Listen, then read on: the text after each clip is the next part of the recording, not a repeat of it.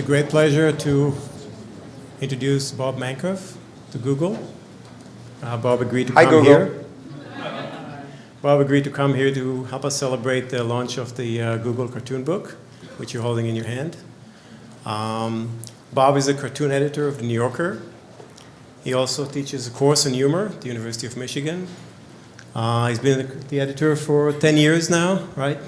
And 20 years before that, he drew cartoons for The New Yorker.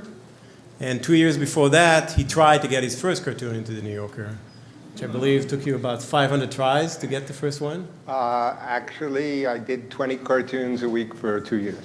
20 cartoons a week for 2 years. So if your first product isn't launched, try again. I was in beta for a long time. That's a good lesson. So without going into a long introduction, because every word I say is one less word for Bob. Thank you. Thank you, Rudy. Oh, wow. Gee, this is great, because if this thing goes out, I could do a whole set of hand shadows. It's really a pleasure to be here. Almost everything everybody does these days has to do with Google. The team that's here from the New York and the Cartoon Bank, we used Gmail, we used Gmaps, and I don't know if you guys know about this G Close app. I have, oh, it's nice, right? Thanks. One of the things we'll be doing is you all have the book, and which has cartoons about the internet and Google and whatnot. And afterwards, I will be very, very happy to sign this book for you. And all I ask is, a decent waiting time period before you put it on eBay. I think that's only right. Or put it on eBay, but split it with me. Well, this is my crew here. These are the cartoons, actually, of The New Yorker. It's a cover I did in 1997, which is a Photoshop collage. I was maxing it out. It was 100 layers in Photoshop. I took all the characters, I put them together at the party, and whatever organization I am, whatever group I'm sucking up to, in this case Google, I put that there, and I hope you appreciate that.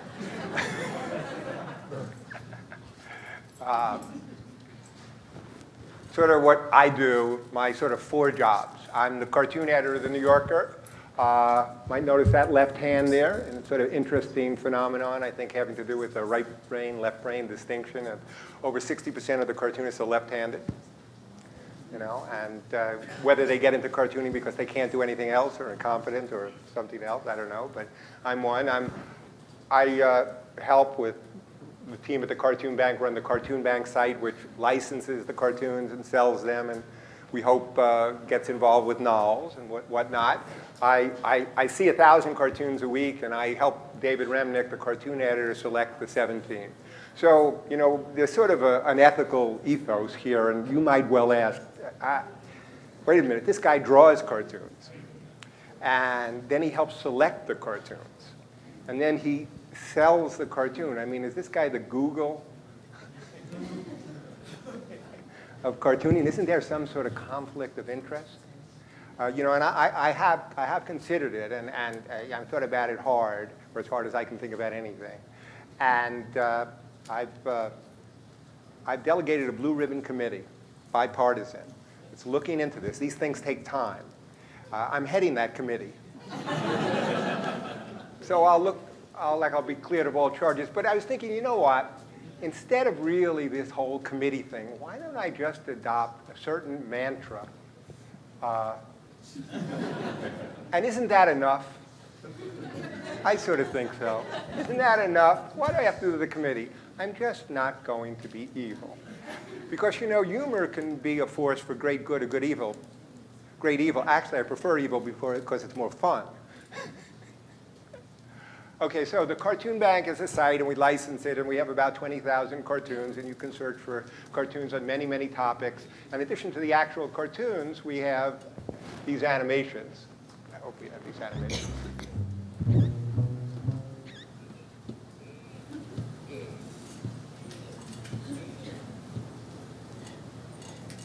Everything I eat goes straight to my ass.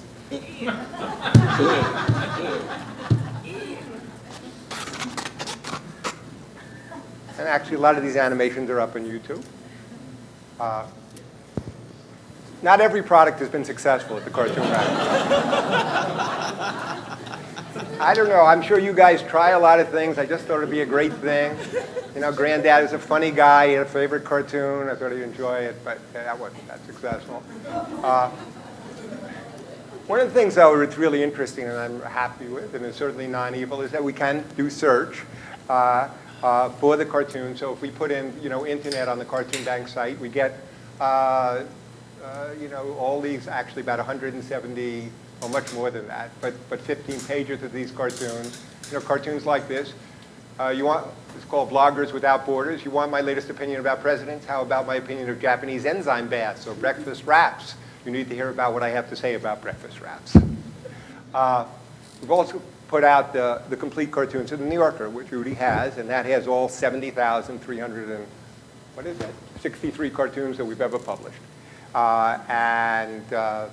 There's a standing offer I have of $10 if you can find any cartoon that we missed. Rudy, I'm sure, is going through that right now. And $20 if you just shut up. Don't be a pain in the ass. We tried. We got most of the cartoons.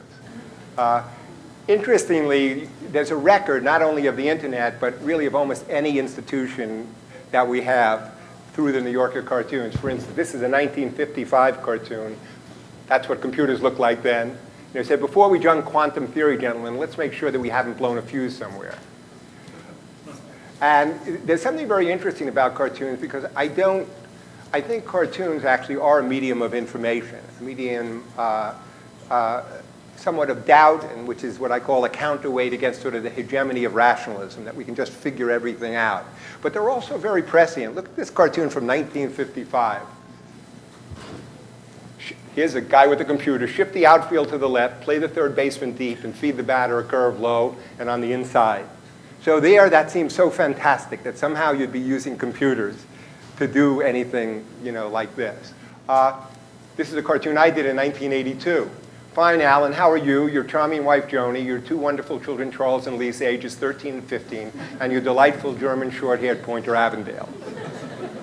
So this was sort of really before you could do that, but the comic imagination sort of precedes what is actually going to happen. And of course, in the cartoons, there is sort of a rough and ready history of the internet through the eyes, actually, of ordinary people who don't care about the internet until it becomes a big thing in their lives. This cartoon is from 1993. On the internet, nobody knows you're a dog. Actually, on the internet now, everybody knows everything about what you are. But the interesting thing, this is done in 1993, before most people have any concept of what it is. And yet, it became one of the most reprinted cartoons, became sort of a Rorschach test for how people felt about this medium. And that there might be, they didn't know what it was, and they didn't know what it actually represented. I just want to step you through real quickly sort of the 15 years of the internet. 1993, 1994. Excuse me, I'm lost. Can you direct me to the information superhighway? That's what it was called. 1995, I think I'll head back to the house for a little net sex and a nap. 1996, you know, sort of the whole URL. It's 1997, check out our website at www. 1998, first they do an online search. So here you see search coming about. 1999, spareadime.com, right during the boom, when everyone was giving money to it.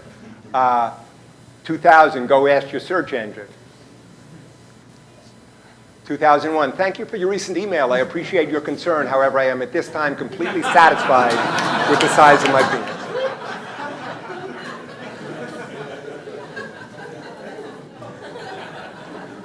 2002, I want my bubble back. 2003 by Bruce Eric Kaplan, who might be here. How are you? I've been all over the internet looking for you. 2004, sorry, I get all the stuff I don't need on the internet. 2005, I had my own blog for a while, but I decided to go back to just pointless, incessant blogs. 2006, I just think it undermines our organization's fiery rhetoric when you close your internet postings with a smiley face. And 2007, would you like to see the top on Google Earth? The New Yorker has a wonderful ethos in terms of all the articles and certainly cartoons. How we were able to do the book with all the cartoons is right from the very beginning, right from 1925. Every single cartoon that appeared in the magazine was essentially keyworded and filed in books, both in written descriptions and in images. And every one of the cartoonists, like me, I started in 1977, gets an album with all their cartoons, and that's matched up with a written document. Incidentally, when you die, they put this little part in. And it's very, very nice. Here's what's in the books, and it's not just in one book. Even to this day at the New Yorker, even though we have obviously a database and on computers, every single cartoon is typed out, and there's a strip on this long typewriter and pasted in these different books, essentially categorizing the cartoons. When we started the Cartoon Bank, what I did was I OCR'd all the books, because the New Yorker had already done it. They had the page, they had keyworded it, and all you had to do is write a sort of simple program to create the code from that. Now, interestingly, most of the cartoons about Google never get into the New Yorker, because most of the cartoons are rejected. Because 1,000 cartoons a week come into the New Yorker, 500 or 600 just from the people who actually do cartoons for the New Yorker. The New Yorker only has 16 or 17 slots. And in a week where Tiger Woods would be in the news, we might get 40 or 50 cartoons. So one of the things I've been talking about, Rudy, is it's really interesting, all the cartoons about Google. Son, we think it's time for you to Google the birds and bees. Rejected. Google the author. Rejected, rejected, rejected, rejected. Not because, of course, many cartoons are rejected because they're not funny or they're not good, but most are rejected simply because that topic we can't be that overloaded with. So the artists come in and they also fax in, and so here's the piles of stuff that I process with my wetware. You know, the cartoonists, many women now are cartooning, they all come in, and one of the things about being a cartoonist is you have to be very resilient because you get the rejection. But one of the nice perks of the job is not rejecting the cartoonists to do all this great work, but rejecting everybody, especially very well-known people who want to get into the New Yorker and cartoon. So when I became cartoon editor, David Mamet wrote me, "Dear Mr. Mankoff, congratulations, I've taken the liberty of sending you a batch of cartoons," famous playwright. And I had the fun of sending this back to him. "Dear Mr. Mamet, thank you very much for your submission. I've taken the liberty of sending it."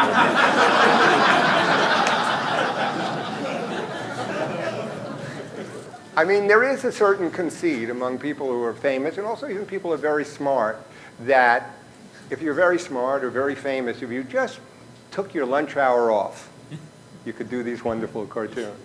And there is a difference between different types of intelligence. And intelligence isn't talent. Talent is something else. And you can be very intelligent in one sphere, but you can't actually use, for instance, SAT horsepower to do jokes. Jokes are really, you know, sort of unconscious. They're a whole different part of the cognitive continuum. So when you wake up in the morning, you can really analyze things, coffee, and you know how to categorize things like that. You are thinking your thoughts, like a syllogism. You know, this is this, that is that. I can put it all together.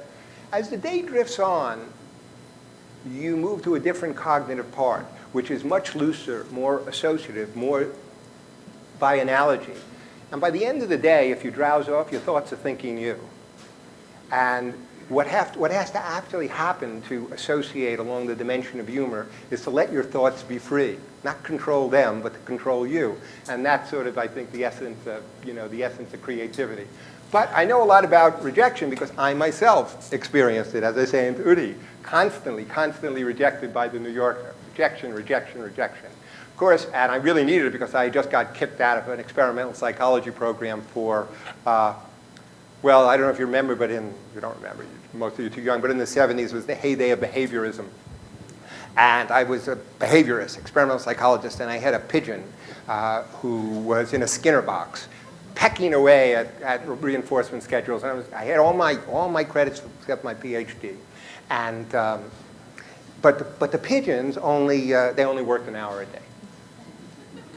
And that was it. They were off. It's like they had a union. And they didn't have a union. I did some research, and they don't really sleep, I found. So I said, look, why not speed up my whole dissertation? Instead of taking a year, I'll just run them around the clock, have the right reinforcement schedule, feed them enough, and boom, I'm out. Now, I was on amphetamines, too, so there were a lot of variables going on here. Me up at night and pulling it out the things, and the pigeon going away, and everyone saying, wow, Mankoff's going to totally revolutionize this thing. And then I did happen to open the Skinner box, and I saw the pigeon listing dangerously and down to a third of its body weight, and he died. And I took that as an omen. Actually, the whole faculty took it as an omen.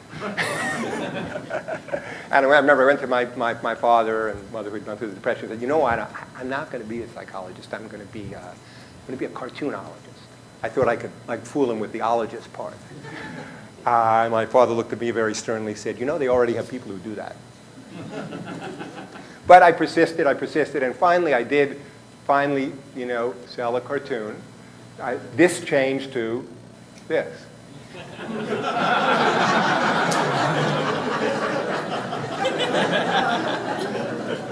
Now, of course, this is not what the New Yorker actually told me, but this is actually partly this little lesson here in humor what is. It's an incongruity. It's the contrasting. It's two schemes overlapping which shouldn't go together, but are connected along some sort of emotional bond. Because this is what I thought.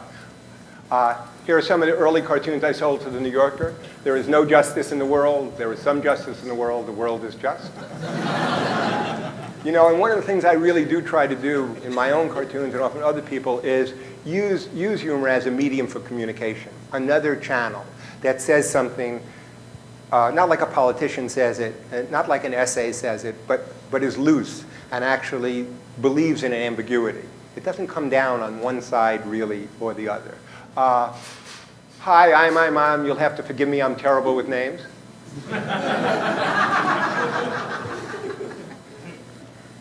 This is called What Lemmings Believe.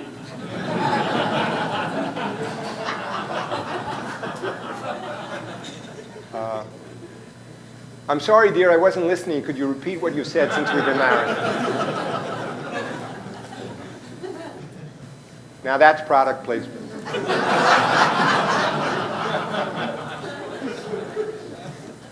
And this. No Thursdays out, how about never is never good for you. Now, a lot of these cartoons, when you're looking at humor, there is a certain model for a certain type of humor. It's not exactly true, but it's a little bit true, and you can look at it. It's a two-stage model. It basically says that the humor starts in one way. It says, story of cartoonist setup, prediction of income. If the ending is predicted, that's normal. That's a statement. If you can find the rules that make that ending thing, and a rule is found, you're going to laugh. If you don't, you're sort of puzzled. It's completely incongruous. Now, what's actually happening here? And once again, it goes back even to what I did with the rejection notes.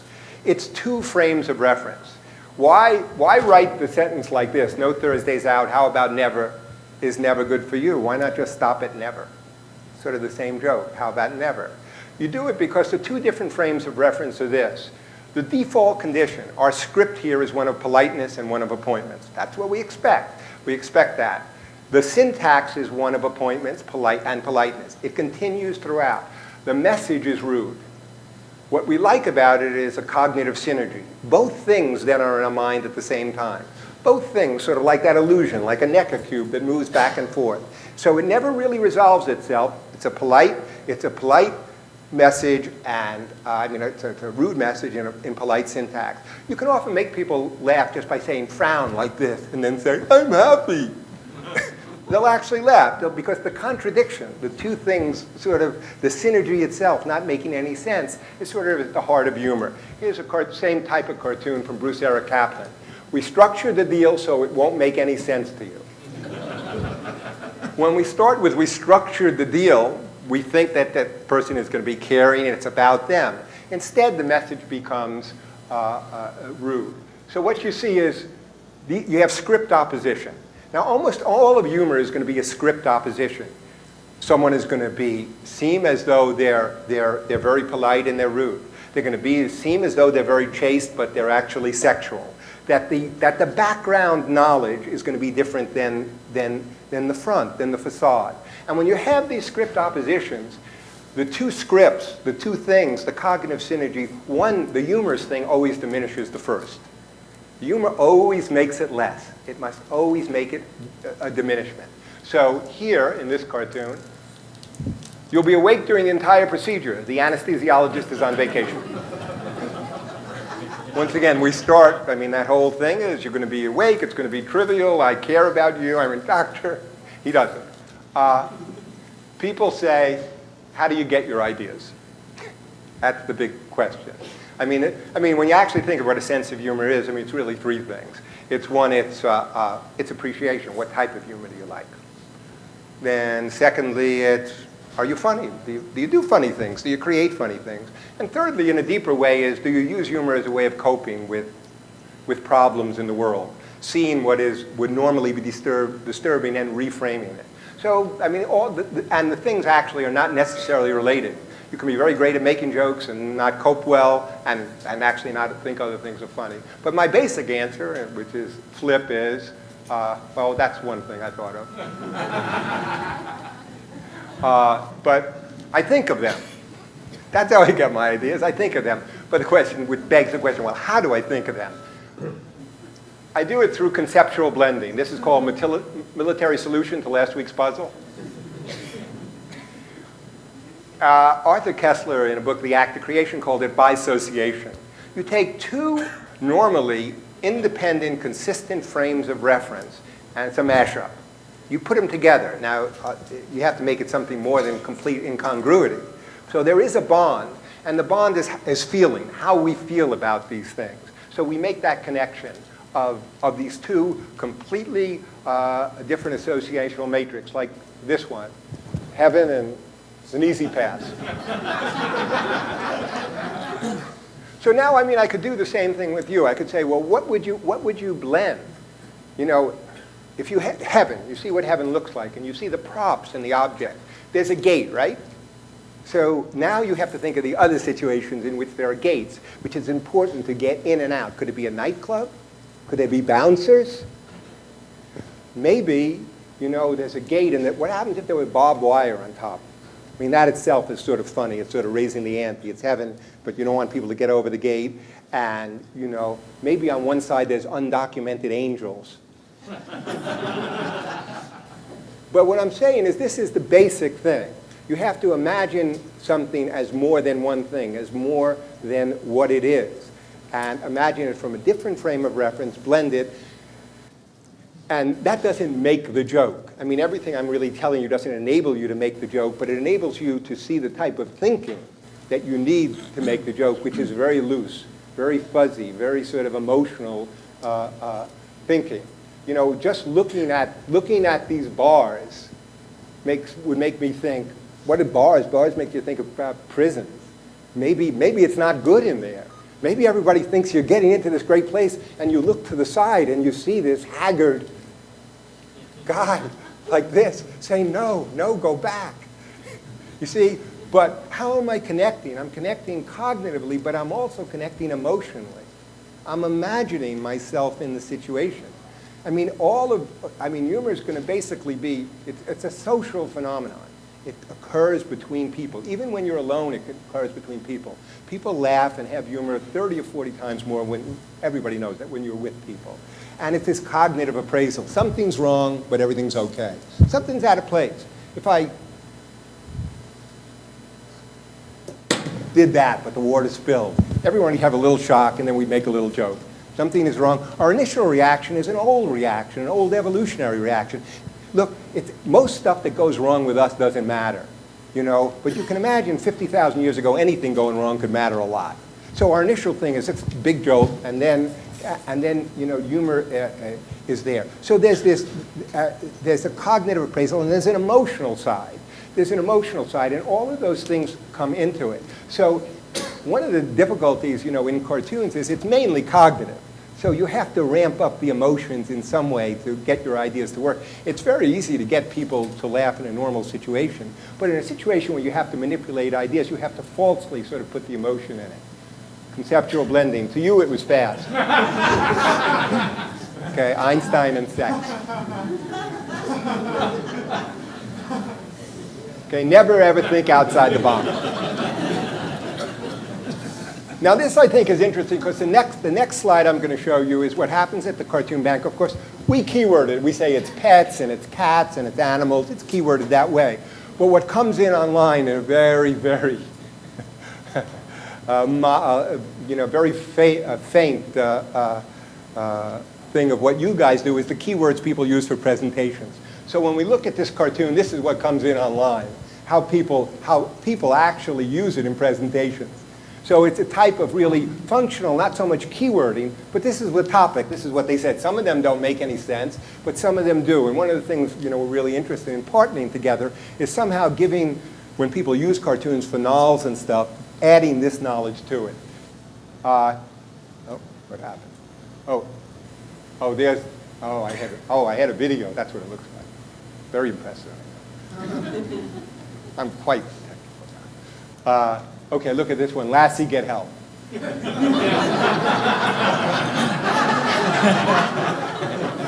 Okay, so you have, and these are the numbers of cartoons. We have dogs and psychiatry. But what do people actually think it's about? And once again, you see the list. Leadership, counseling, obviously psychotherapy, law, consultation. This is how people are actually using the cartoons. Suggestions are supposed to go in the box. And once again, this is how people are using those.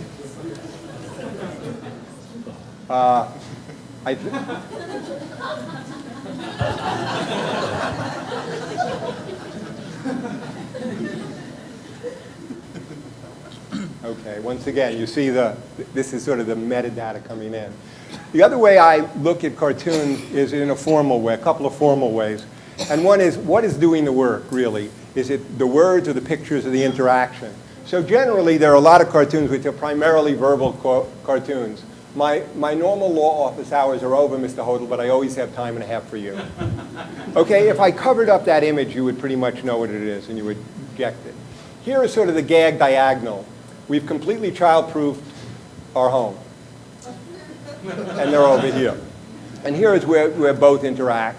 Here is sort of what I call a fantasy quadrant, where if you're silly, you crazy bastard, how are you? Where you have a very unusual picture and you have a very strange sentence. And here is sort of a slice of life, this kitchen where everything has gone wrong, and the guy's saying, so this is where the magic happens. There are four very different types of, different types of jokes, and you shouldn't judge one by another's criteria.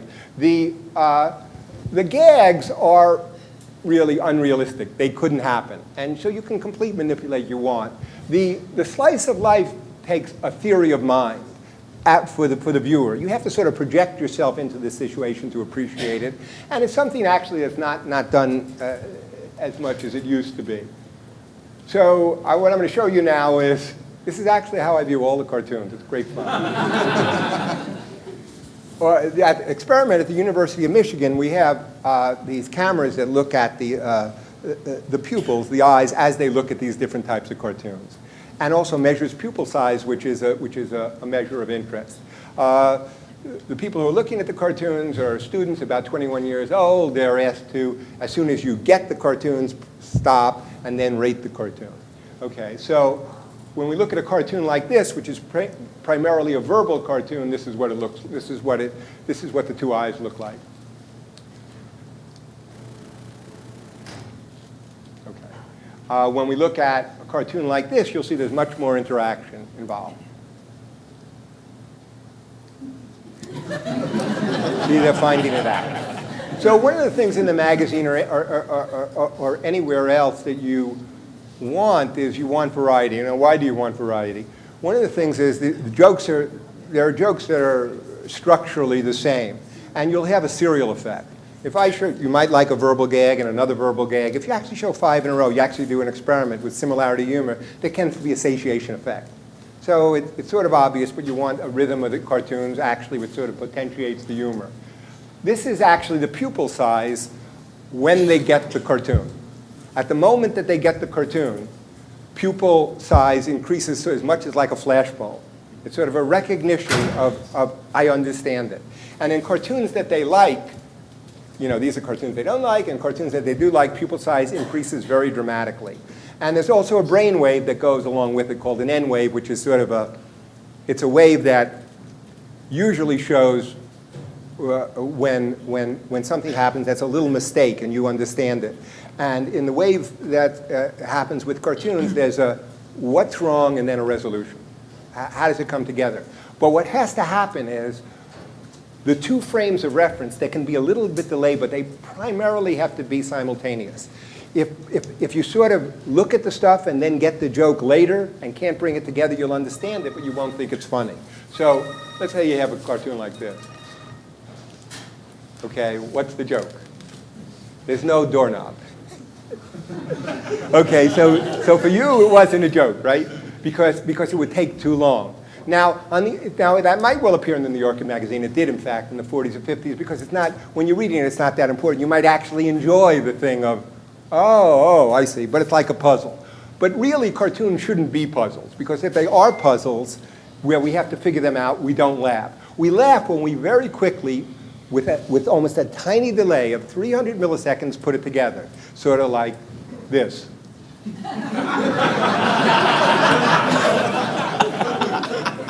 There is a little delay, but then you do bring it together. Now, I'm going to sort of go through what humor is. And one of the things you have to understand about humor is it's a type of play. Play is different. There's two modes we move in, basically, in and out all the time. Psychologists call them the telic mode, the purposeful mode. We're doing things for some other reason, you know, and we want to be relaxed and we want to accomplish things. We're not doing the things because we necessarily enjoy those things. They're for a goal. It's goal-related, it's future-oriented. And then there's another mode, which is the paratelic mode, where you just simply do things because you enjoy them. You do things for play, and serious is one way to think about it, but it's deeper than that. And play is really the heart of humor. And you can see it, we share it, not only with chimpanzees, but even with mice. But I want to show you this little film of this daddy chimpanzee and his son fooling around and clearly having fun and actually smiling. Let's go. So it's a little peekaboo. Hey, what's going on there? Hey.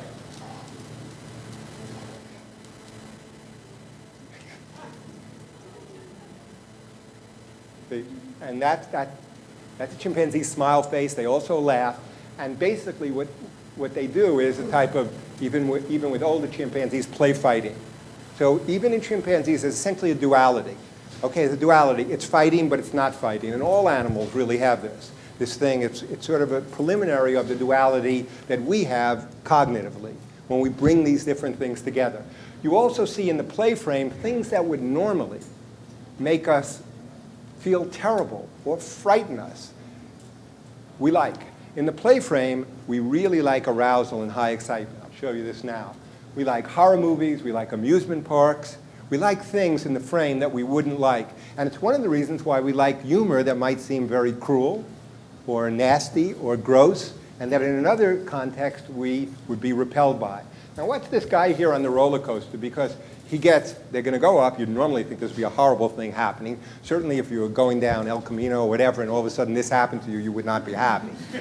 But watch what this happen, and watch how close it actually is to humor. Go, guy.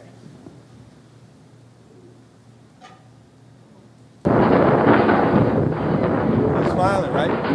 Happy. The tension is building. You can feel it too, right? Here he goes.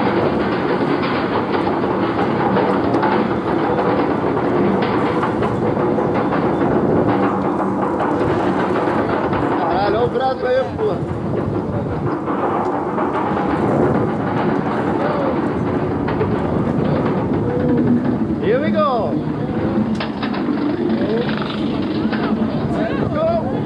Yes. See, he's laughing, right, isn't he? And in other words, that's the duality. What is it? He's frightened and he's safe. Once again, it's a duality. His emotions are way up. Everything about it said this is dangerous, but it's not dangerous. And that's one of the hearts of play and these cognitive synergies. You know, a cage without a tiger is very boring. A tiger out of a cage, not very good. Okay. Tiger in a cage, interesting. So a lot of these forms from play and excitement and also humor create situations which would normally be disturbing in a safe frame, in a distance frame. All of humor is going to require some distance. That distance can be the distance of geography, it can be the distance of time, it can be the distance. You will find that events that happened to you that were not tragic but were very unpleasant, like my wife's stay last night at a Holiday Inn in which we couldn't get any food and there was no heat. As time goes by, I assure you, Corey, this will seem very funny. But that's it. I mean, that's the truth of it. So comedy is like that too, and it enables us, because of this frame and the distance that comedy has, to enjoy things that would be disturbing. And that would be like in jokes. Oh, another slide, quick, a boring slide. Okay, the point is that in the telic state, the purposeful state, when we have high excitement levels, we're anxious. If all of a sudden we're all worked up, but we're actually purposeful, we actually try to maintain really calm. So, and in the paratelic state, in the play state, if we're relaxed, we're bored. You don't go to amusement park to be relaxed. So you actually seek excitement. And cartoons also are essentially a play frame. As soon as you enter that play frame, you want some type of excitement. And that's why you like jokes like this.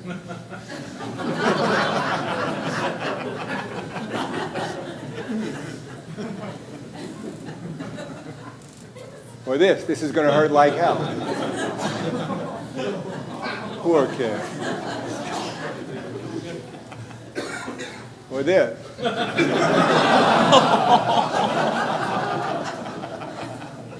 And don't you feel a little bad about yourself? You should. Or this. Yeah. I mean, there are different types of jokes. Laughter it's not a reflex, but it's a stereotypical response, and it's an honest response in that when it comes out.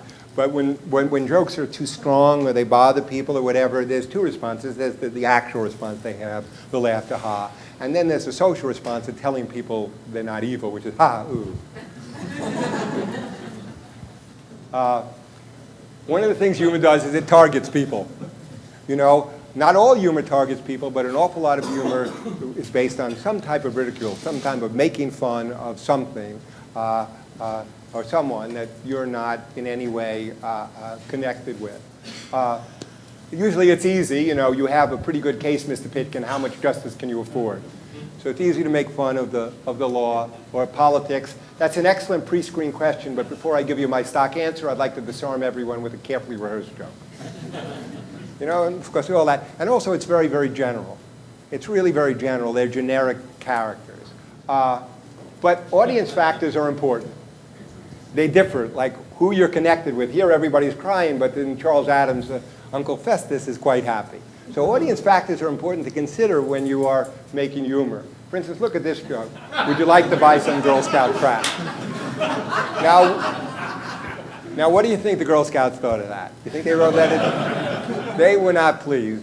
This is not the, if I gave a presentation to the Girl Scouts, you know, if I was really oblivious, brain dead, whatever, autistic, I'd say, hey, they're funny. It's about the Girl Scouts. Why aren't you laughing? Or let's take a cartoon like this. There'll be a little animation. Discouraging data on the antidepressant.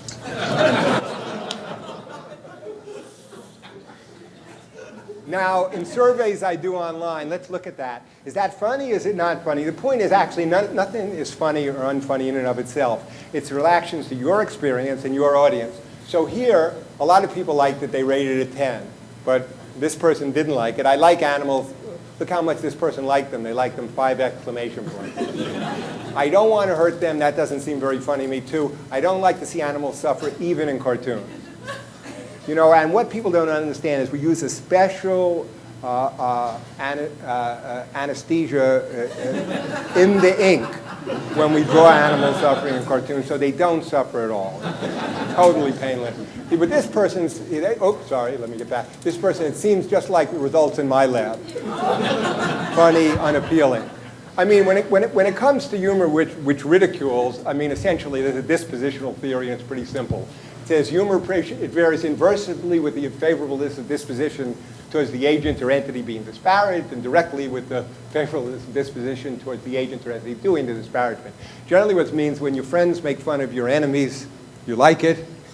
When your enemies have the upper hand, you don't. I mean, if, for example, there's a disparity. If, for example, I don't like Hillary, and she is making a disparagement about George Bush, and I like George Bush, well, that's minimal humor for me. If it's the reverse, where I like her, and she disparages Bush, and I have a negative opinion of him, it's maximal humor. Now, not all humor is that, but almost all editorial humor is of this nature. But now look at this cartoon. Now that takes a little while. It's a very interesting cartoon. But why is it funny? One of the ways is to look at the targeting part of it. Look how the cartoonist has drawn this woman. She's very, very unappealing. We actually don't have any sympathy, any empathy for her.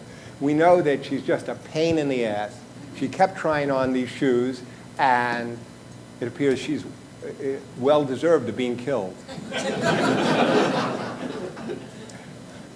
But because we don't have any empathy, if we create empathy in the picture, it wouldn't be funny at all.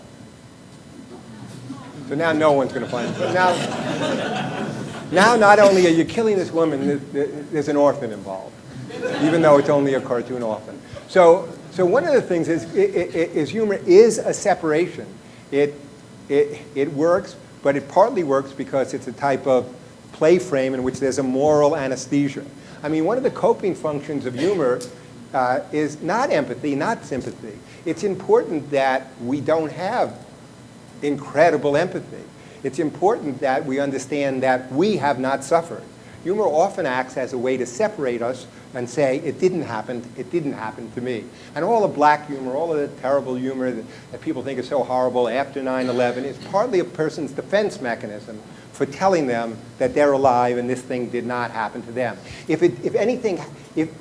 the truth is also, you can only really laugh at things that you don't care about that much.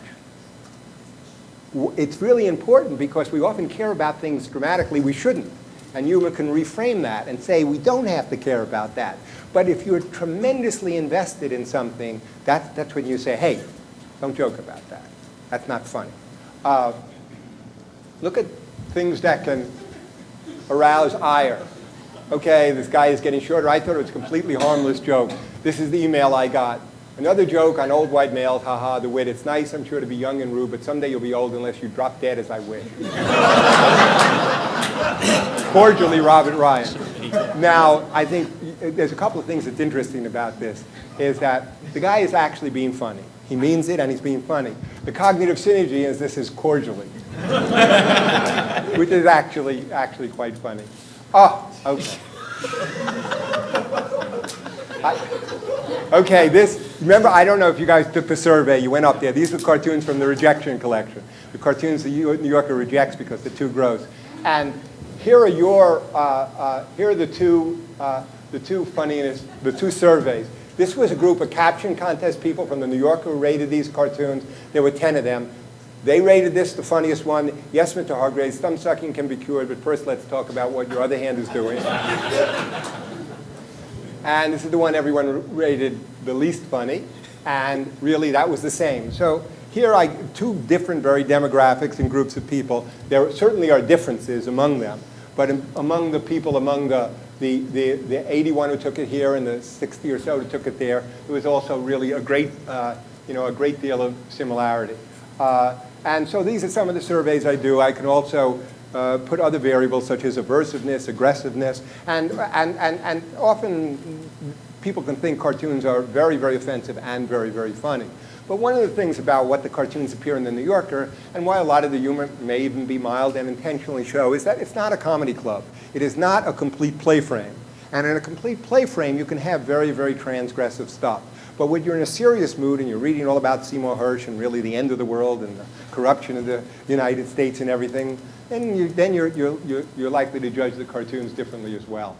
Oh, what's this? This is another example. This is a survey that someone actually taken. 32-year-old male, and he takes the survey, and okay, this is that gross cartoon. He likes it, and he doesn't really think it's offensive. Okay.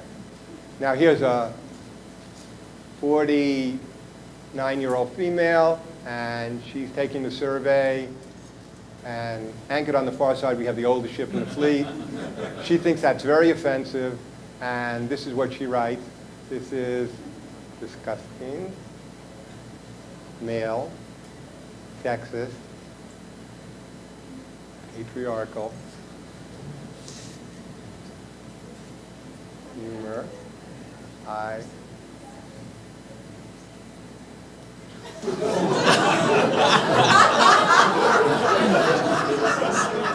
So the point is, audience is very important. Okay, the things that make things funny. So in the play frame, all the things that would normally be bad, and all the things that sort of raise our emotional temperature, like stupidity, flaws, this would be stupidity, greed, remember to round each billable hour off to the nearest week, gluttony, your skin is enlarged,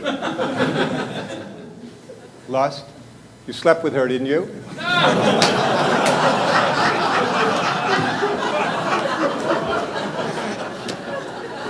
So all the things you would normally think are bad become good for humor.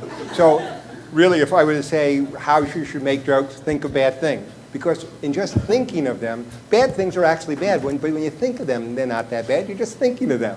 They become, once again, these parapathic emotions, not real emotions. It's really what all entertainment is about. You don't even have the humor. I mean, you go to see Die Hard. People are getting killed, shot left and right. Hey, it's fun. So it's fun to think about bad things. And it'll be funny as well. Exaggeration.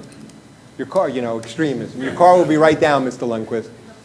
And of course, this is a flaw too. Now, exaggeration also has its opposite, which is really the same thing, which is an understatement. Oops, sorry.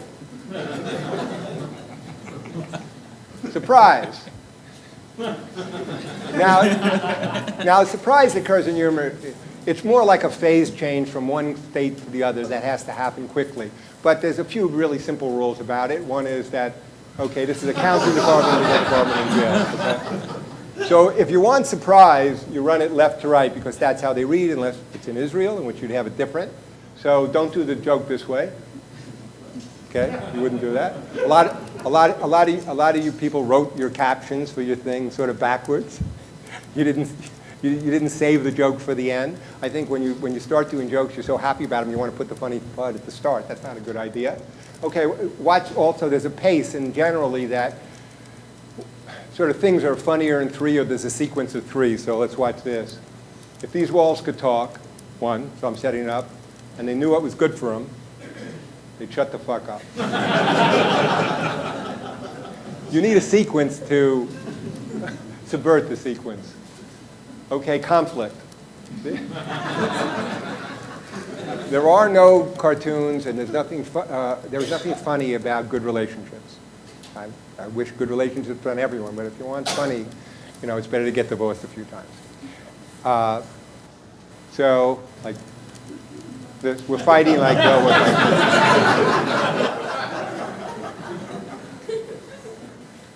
counterfactuality, which just means, once again, you're in a play frame and you're not realistic. So you create these situations. This is called January 3rd in Rockefeller Center.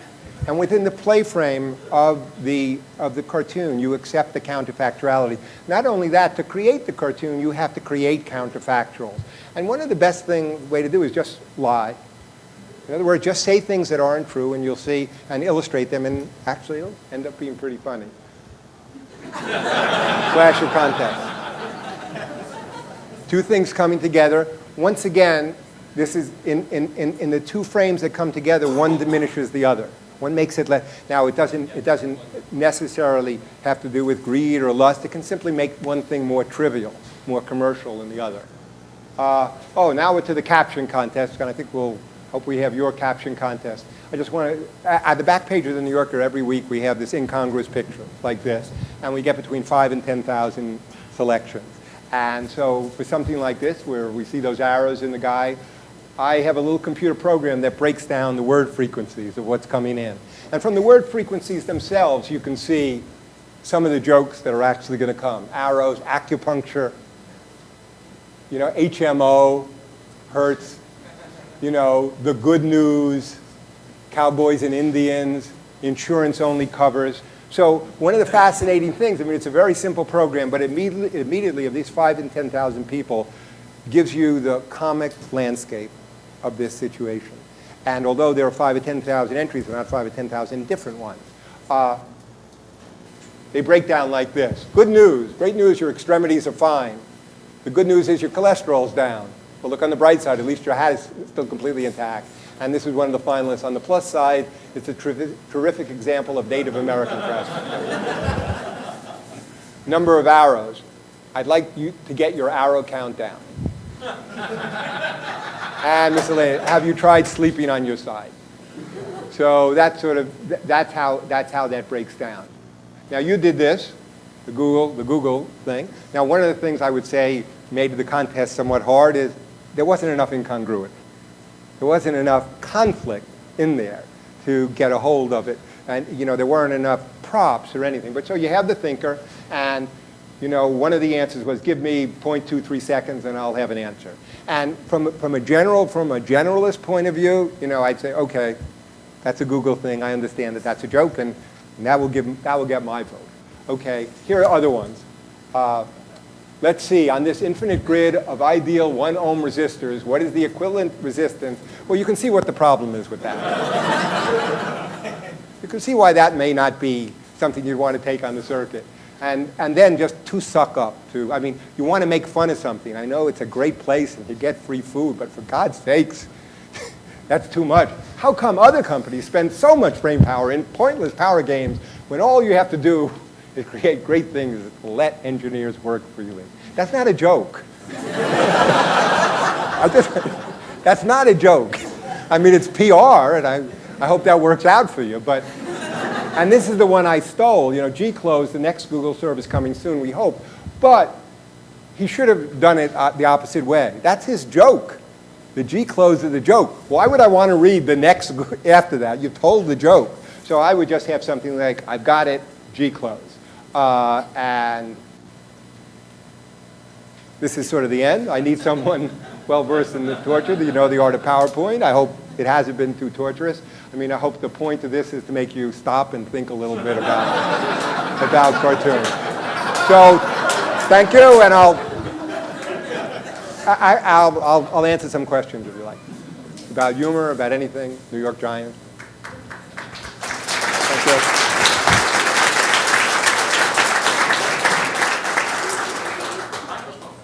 Oh.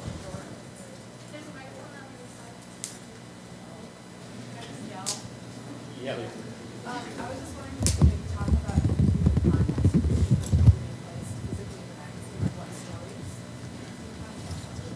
stories? They never illustrate any of the stories.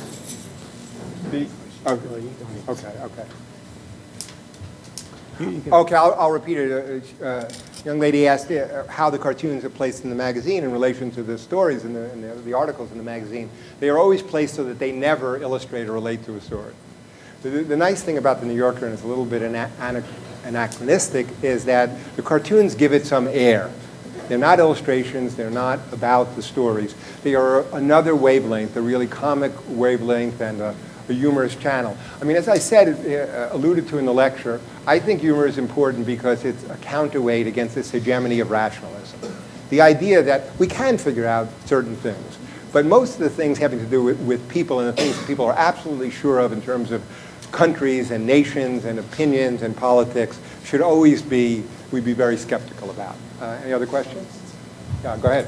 Yes, for a while it seemed like, I can't remember now, but there was a lead cartoon very front of the magazine. It seemed to have a different tone than the rest of the cartoon. That was more of a topical cartoon. Now the New Yorker's using that space to promote their online site because we know the world is online. And so we lost the cartoon and we gained advertising dollars, something you can appreciate. But you chose that cartoon differently.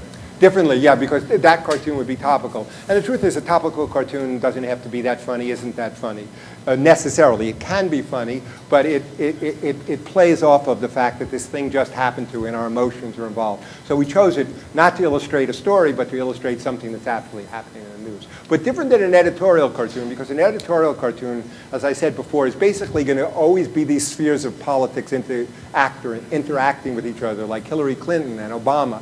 The New Yorker filter is always politics through the filter of our humanity. So if you had a couple watching TV and the guy was saying, gays and lesbians getting married, haven't they suffered enough? So that's not about it on the political realm, it's about it on the human realm.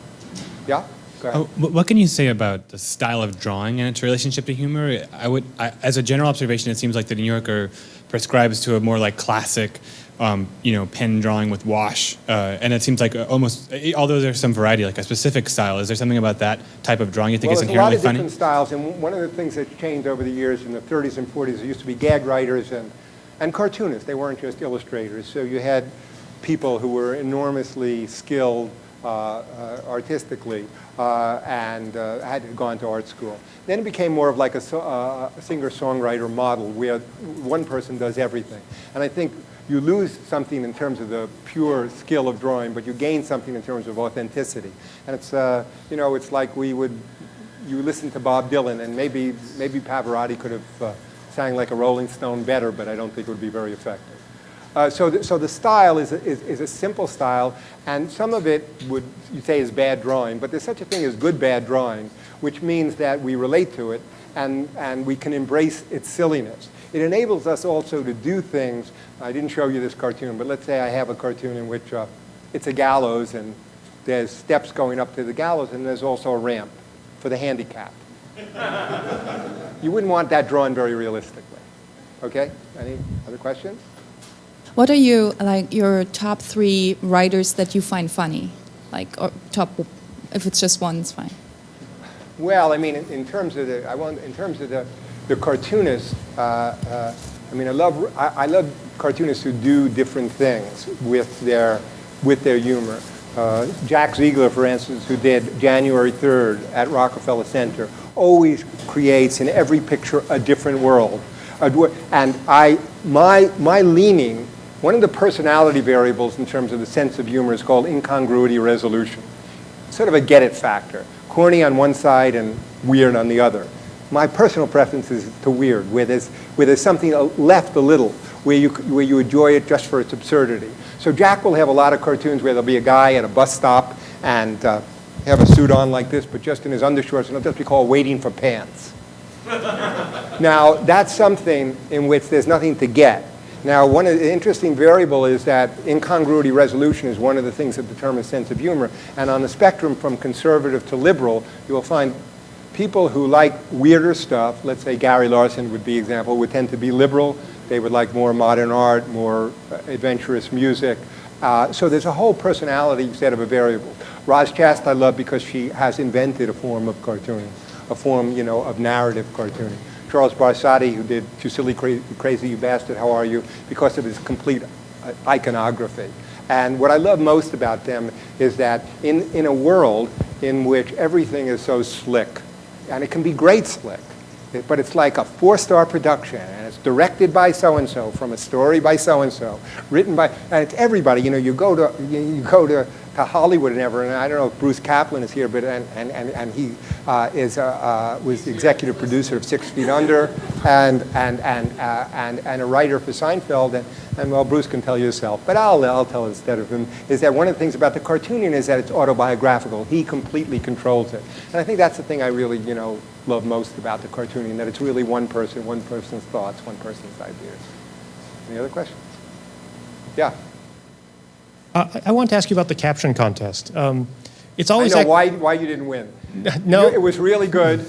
So it's always sort of bugged me because it seems in some ways. Do other it- things bug you as well, though? I mean, I just want to. It, I got a it seems feeling like you're it's sort bugged by of a lot of things. it encourages that the sort of the David Mamet feeling of like, well, anyone could do it, and it takes away from what you were just talking about, that it's this singular vision, it's one person. It starts to, and so Well, I I'm don't sort of think, wondering why the you do entire it. heavy lifting on the caption contest is done by the images. The incongruous images. That's the things that people cannot do. In other words, it actually is, people hand in Roz Chast cartoons all the time. Once Roz Chast has the template, you can do it. And you know what? You can even make it a little better, but it's still Roz's cartoons. So the caption contests, for the most part, they're not real cartoons. They're not real cartoons. They're more like a parlor game where we set up a situation and only work within the context of a caption contest in which you see an image for 3 weeks and it's very incongruous. And now, because a lot of cartoons, there's not much going on in the caption when the picture is incongruous.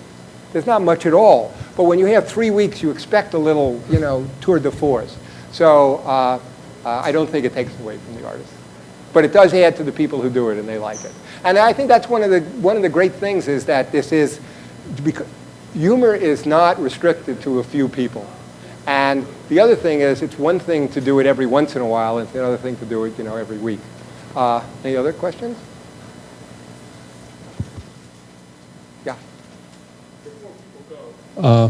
Before people go, the Team Tips group is actually looking for cartoonists to illustrate some upcoming flyers, so I figured this would be a good target audience.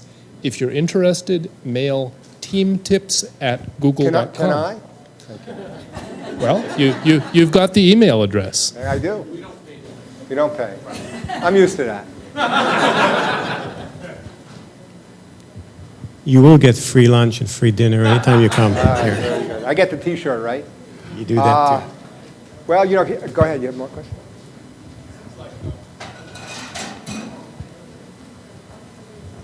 It seems like comic strips in the newspaper aren't very funny anymore. Would you agree with that? And why do you think that is?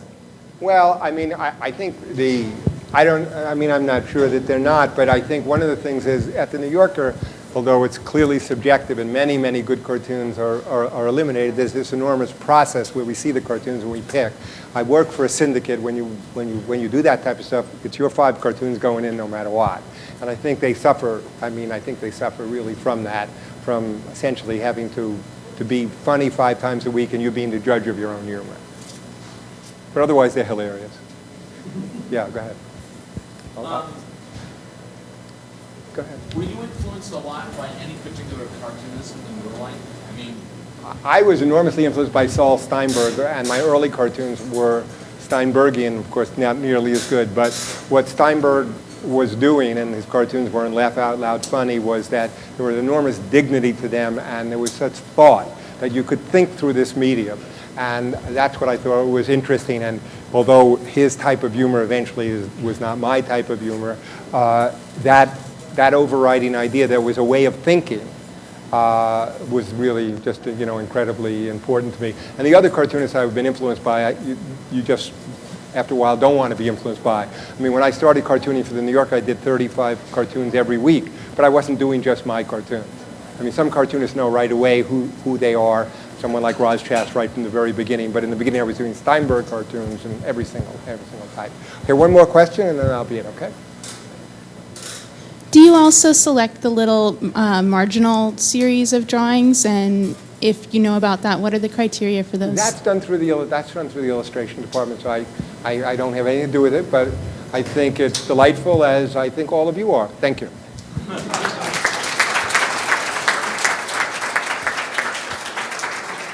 Whew.